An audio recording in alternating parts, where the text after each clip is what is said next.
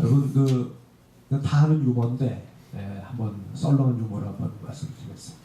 자, 여러분 만약에 개하고 내가 달리기를 하는데 내가 개를 따라가지 못했어요. 그러면 그 사람 무슨 사람이라고 그러죠? 네? 개만도 못한 사람. 근데 개하고 같이 달리는데 너무나 똑같이 꼬리를 했어. 그럼 그 사람 어떤 사람이에요? 개 같은 사람.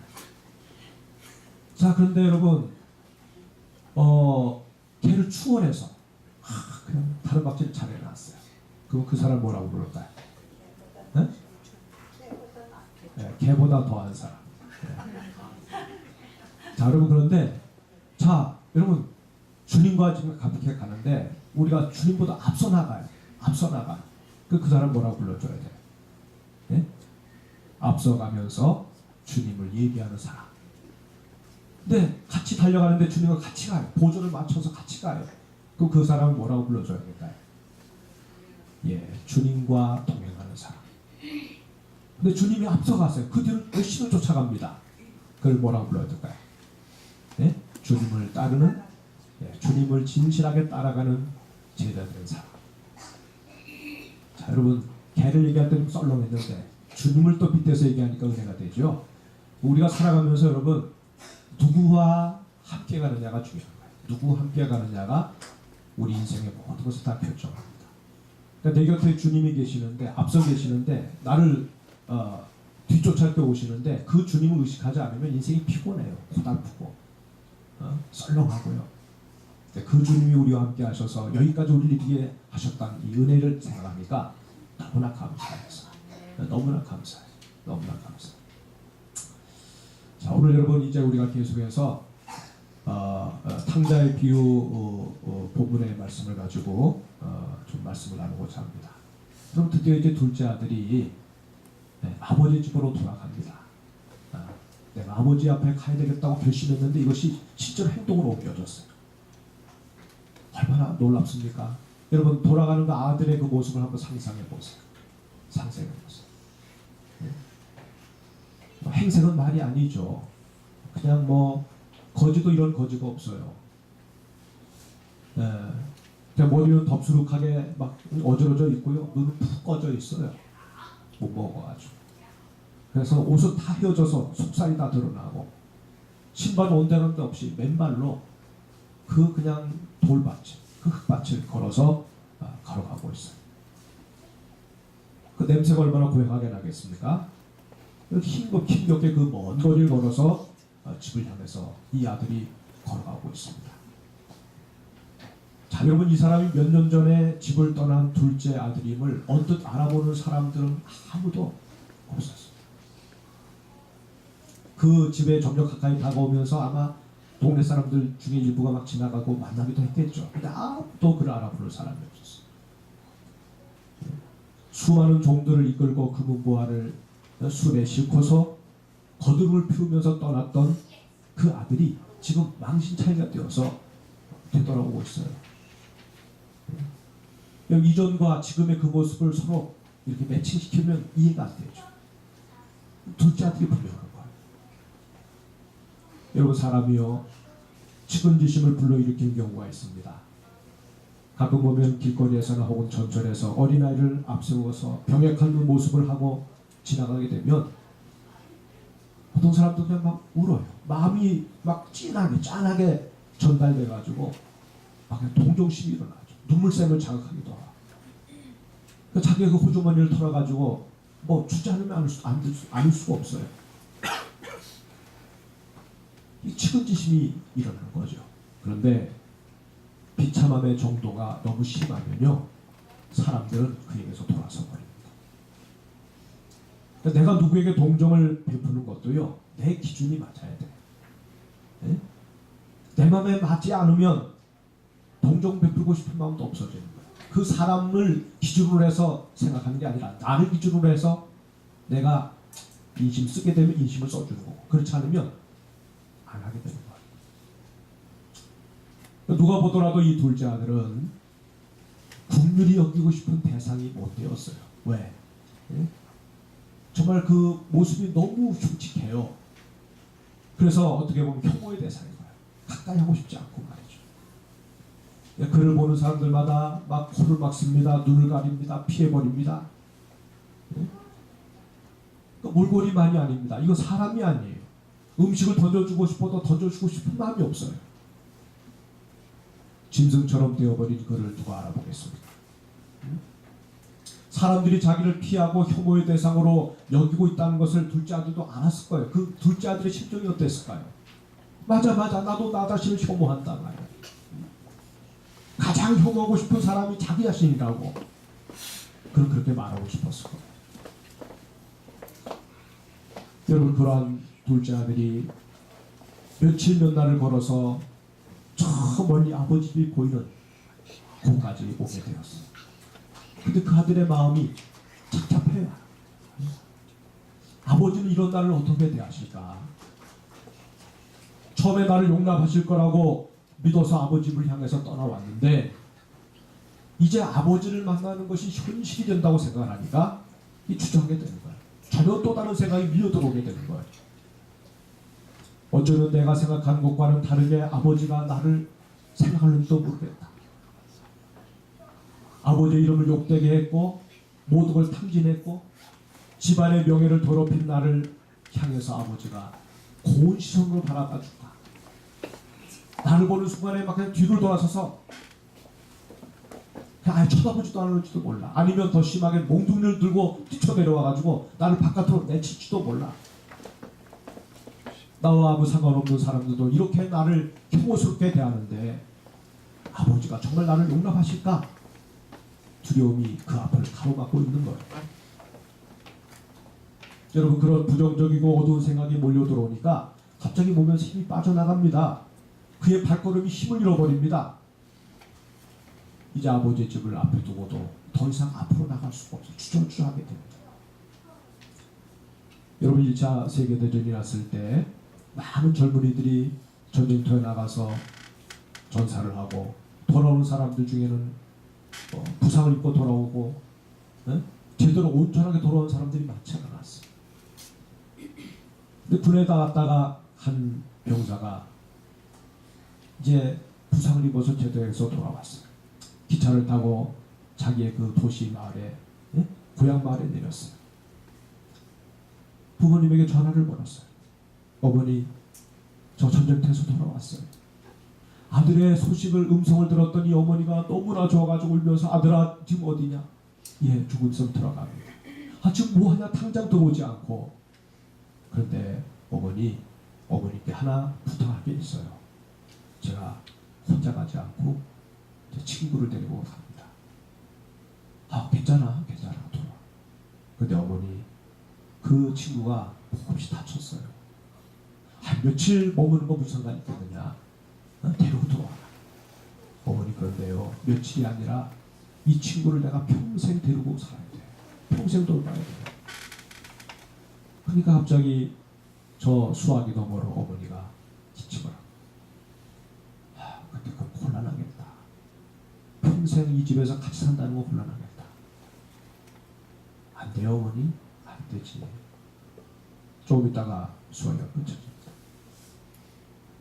곧 돌아오겠거니 생각하고 바깥의 문을 바라보지만 아들이 들어오지 않습니다. 그날도 들어오지 않습니다. 그 다음날도 돌아오지 않습니다. 얼마 후에 이 집안에 누가 찾아왔습니다. 가보십시다. 네? 아들인지 아닌지 한번 확인해 보십시다. 그 가까운 곳에 여인 속에서 아들이 시신으로 발견됐어요. 보니까 아들은 눈 하나가 없어요. 그리고 팔도 하나 잘렸어요. 다리는 의족을 하고 있었어요.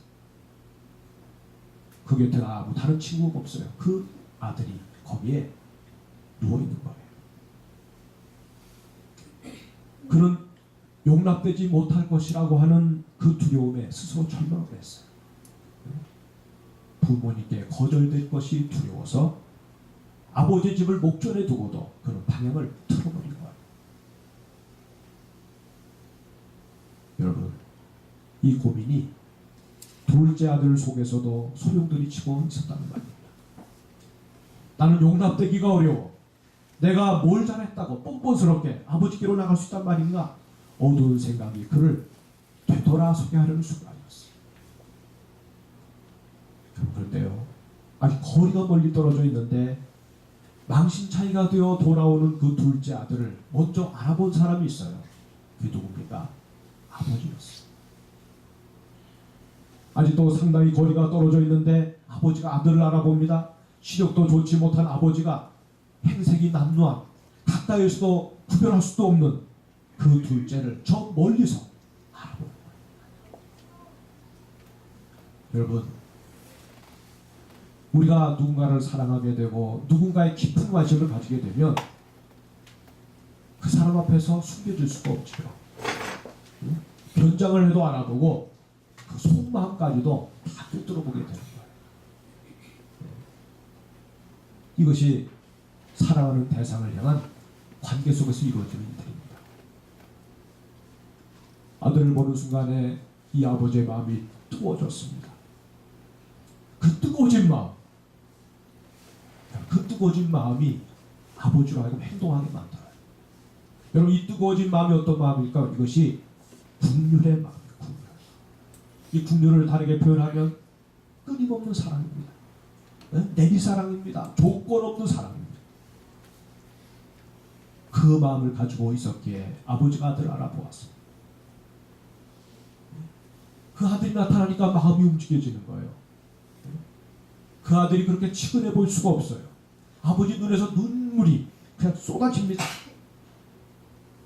아버지는 그 아들이 자기 집을 향해서 오다 갑자기 멈춰서니 주저주저하는 모습을 보았어요. 그리고 그 마음을 읽었어요. 처음의 결심과는 다르게 자기를 자책하며 아버지를 뵐 면목이 없다고, 자신이 없다고, 자신을 잃어가는 그 아들의 마음을 아버지는 멀리서 읽을 수가 있었어요.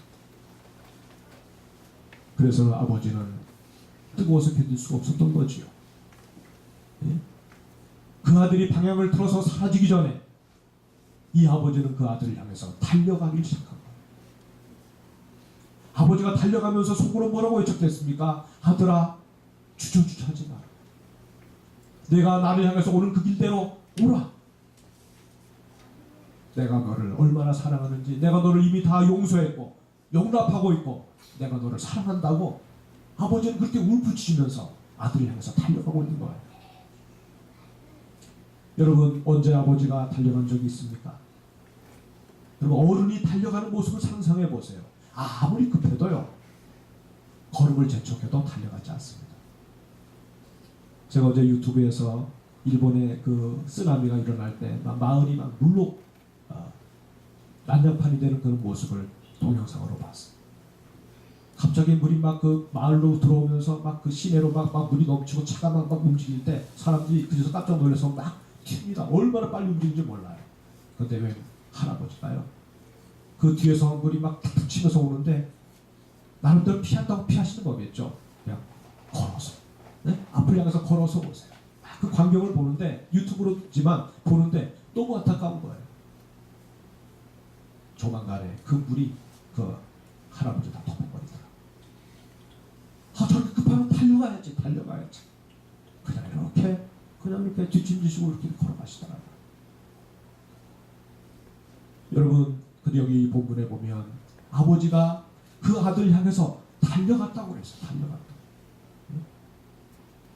이 달려가는 아버지의 심정이 뭘까요? 그 아들 향해서 어떤 메시지를 주는 걸까요?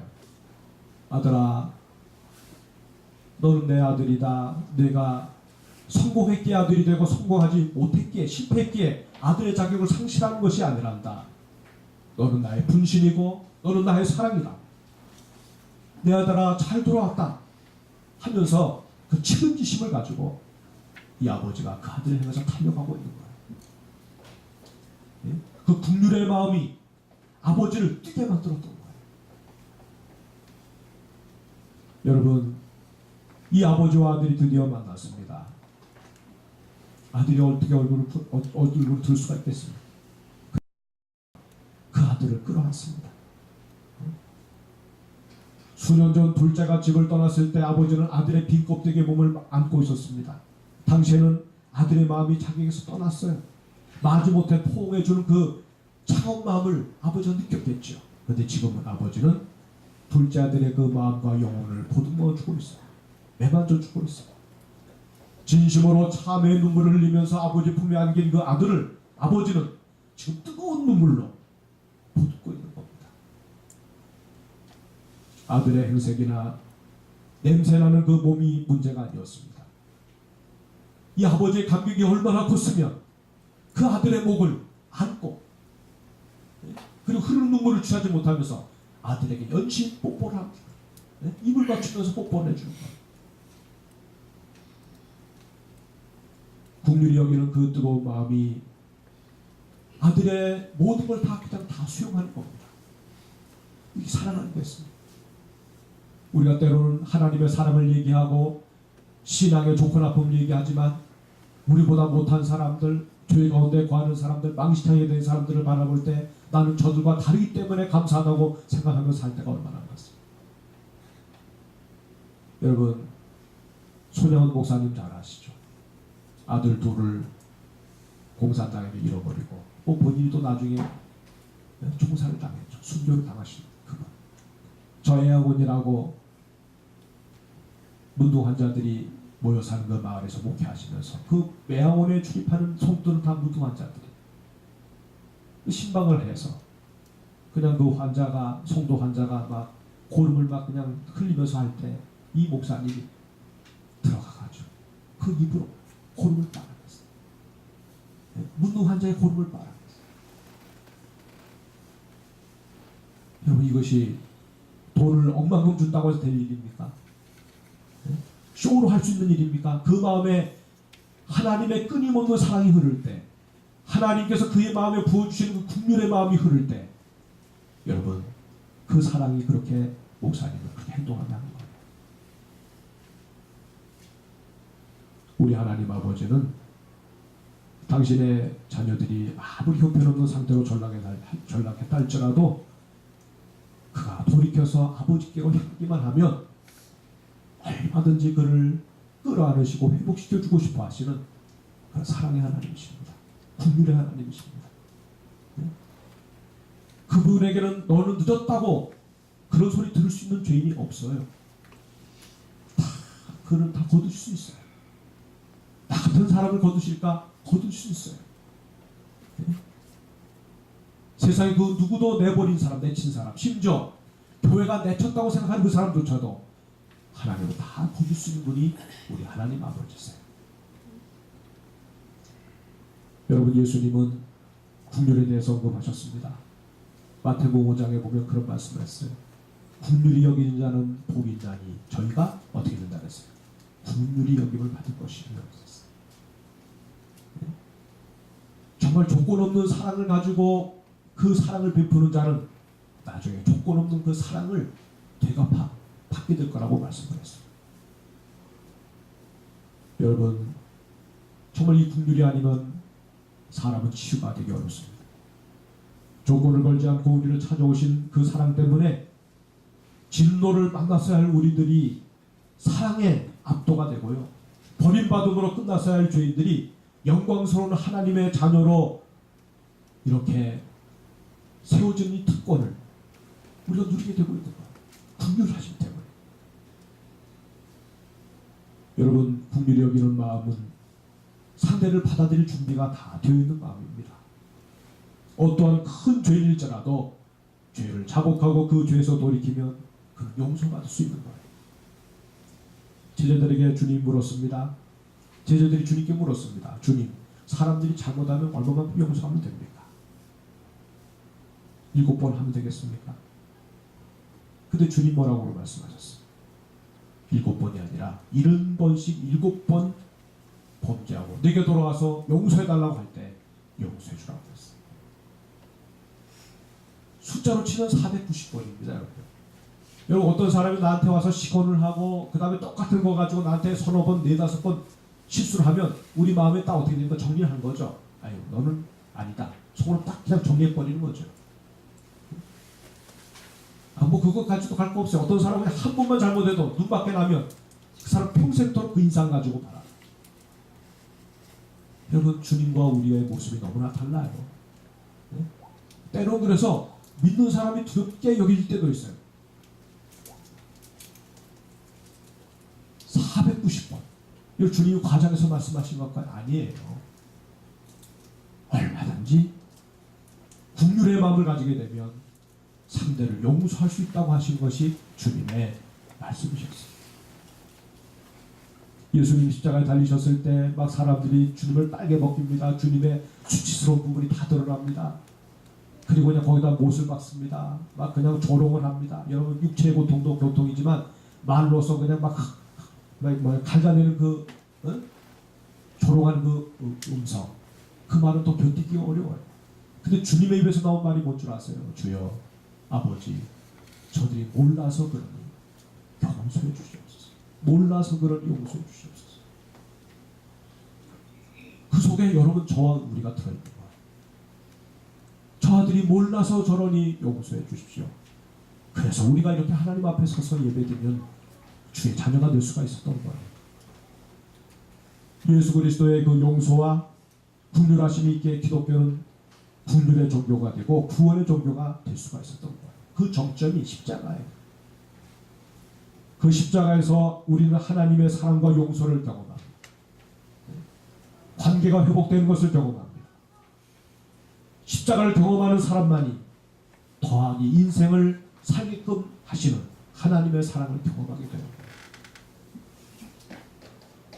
여러분, 치유라고 하는 것은요, 국률이 여기는 데서 시작이 되는 겁니다. 정죄하고 분노하면 시시비비는 가려지겠지만 영혼은 구원하지 못합니다. 인간이 자기의 죄를 인식하고 하나님 앞에 회개하면 하나님은 즉시로 국률을 가지고 우리를 대하시는 겁니다.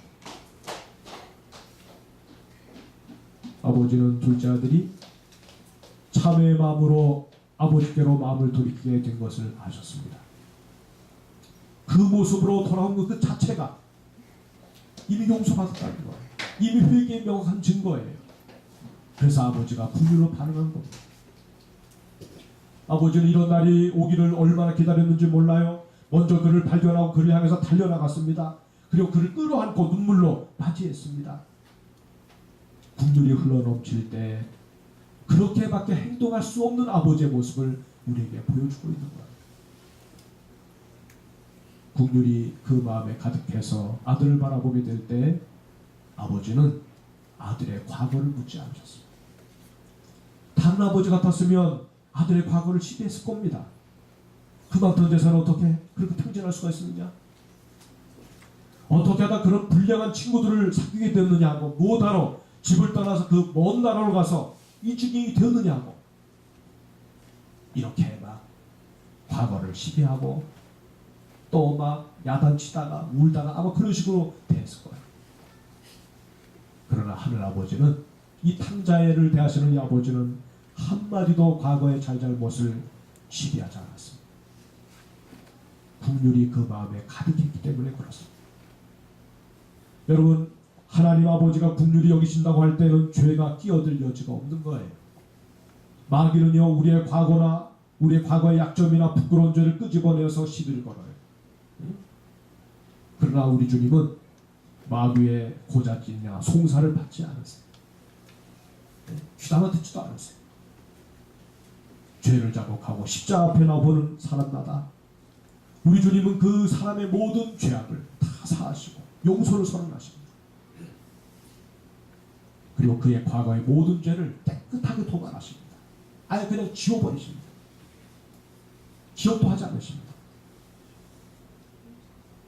그리고 오직 우리를 향해서 측은한 마음을 가지고 달려오시는 국률이 풍성하신 사랑의 하나님으로 우리에게 나타나시는 거죠. 하나님은 우리를 향해서 달려오십니다. 죄를 지적하고 심판하기 위해서 분노로 달려오시는 것이 아니라 우리를 환영하고 격려하고 북돋아줘서 사랑으로 끌어안기 위해서 국률의 마음으로 달려오시는 겁니다. 이 마귀는 과거에 우리의 행실을 가지고 정죄감을 심어주고 우리를 주눅들게 하려고 오지만 와서 뭐라고 얘기합니까? 너는 하나님께 용납될 수가 없어. 남들도 다 너를 아니라고 하는데 죄에 대해서 분노하시는 하나님이 흠과 티가 없으신 그 거룩한 하나님이 너를 곱게 볼 리가 없다. 너는 정죄받았다. 내가 원래 있던 돼지우리로 돌아가서 지저분하게 살다가 망해라. 마귀는 그렇게 우리의 삶을 잔인하게 찢어놓으려고 온갖 발악을 하는 거죠. 그러나 하늘아버지는 분명하게 선언하십니다. 마귀의 송사는 효력이 없다고 선언하십니다. 도리어 용서받은 우리를 적극 변호하십니다. 죄의 자리에서 돌이킨 우리를 향해서 뜨거운 심정을 가지고 두 팔을 벌리시면서 용납하십니다. 아들이 아버지, 저는 아버지 아들이라고 불릴 자격이 없습니다. 품꾼의 하나로 써주세요. 이 말도 아버지는 듣지 않으십니다.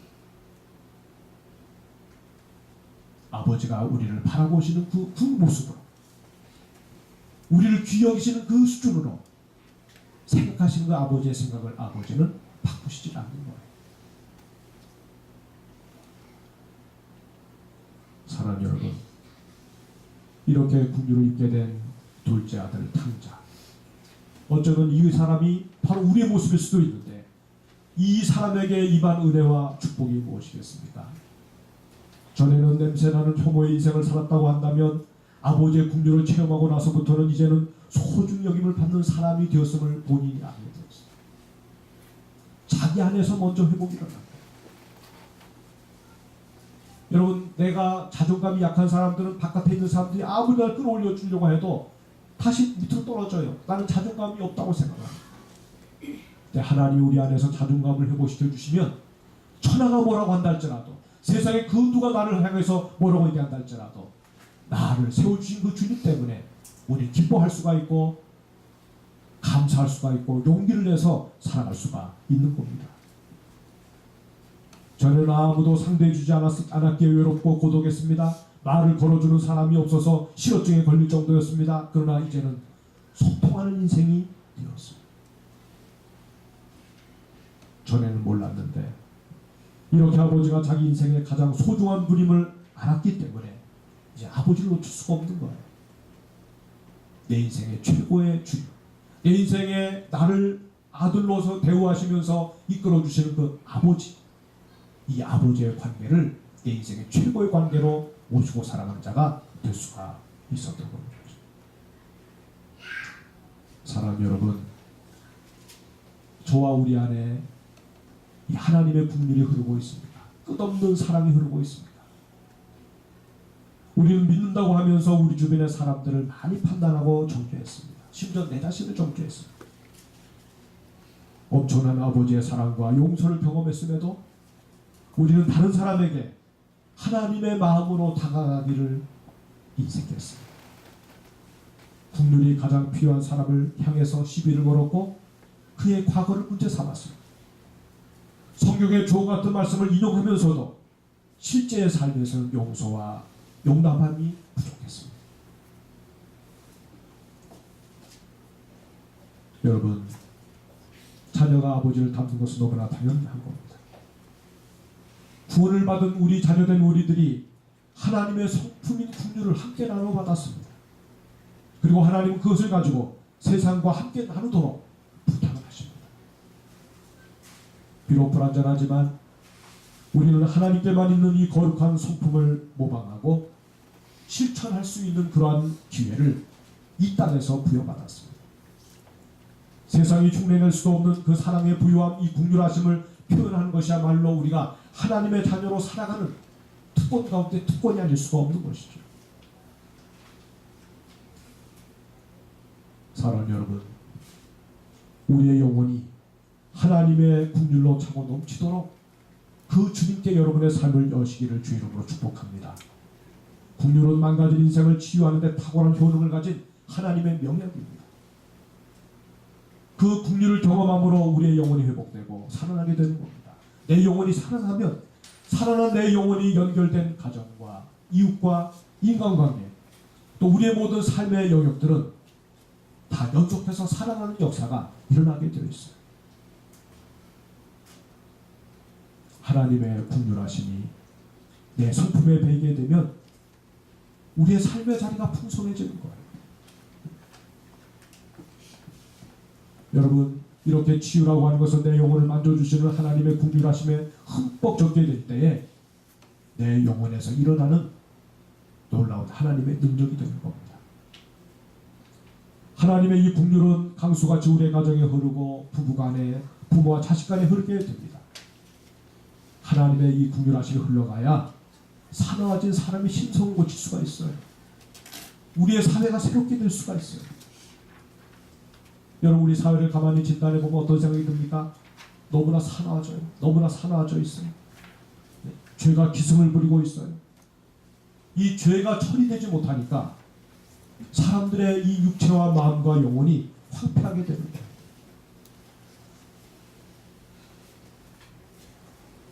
여러분, 하나님의 교회가 이렇게 긍휼히 여기시는 하나님의 그 충만한 부요하심을 흠뻑 우리가 받게 되고, 그 긍휼하심을 힘입는 성도들이 세상에서 활동하면서 다른 사람에게 영향을 주게 될 때 우리 개인의 심령뿐만 아니라 이 사회와 우리의 이 주변까지도 변화가 일어나는 역사가 나타날 수가 있는 것입니다.